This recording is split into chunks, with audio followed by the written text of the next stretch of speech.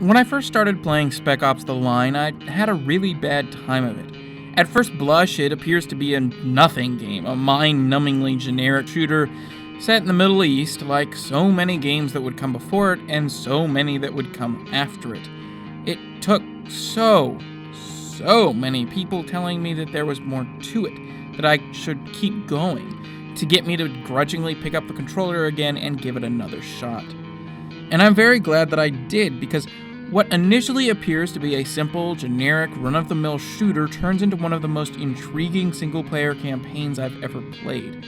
The writers turn the game's mediocre gameplay and much of its presentation into a narrative hook. They use its mundanity as a way to make their point about war.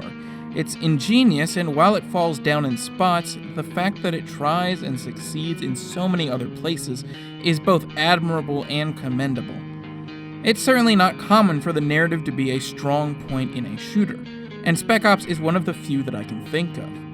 Now, to be completely fair, it is quite heavily inspired by Heart of Darkness, plucking the most impactful and important points from that timeless narrative and using them for its own purposes.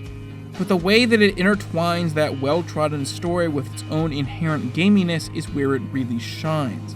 Everything from the environment to the gunplay to the finishers, even the loading screen tips play into the narrative, mirroring the progression of the plot as they continue to descend into darker and darker places. The loading screens begin inquiring about the nature of war, the executions become ever more brutal. It all goes to this really dark place. But I can't help but wonder how much better it could have been, because as it is, the game has a lot of trouble with getting in its own way. The gunplay isn't really great to start with. It feels on the level of something like Blood on the Sand. Perfectly serviceable, but really uninspired. But beyond being bored, the game's difficulty also has a tendency to get in the way. Especially near the end of the game's combat stops being mindless, boring schlock and starts to become a bit of a slog. And the game isn't fun enough to play to make playing through the same area over and over again rewarding in any way. It's just repetitive and boring.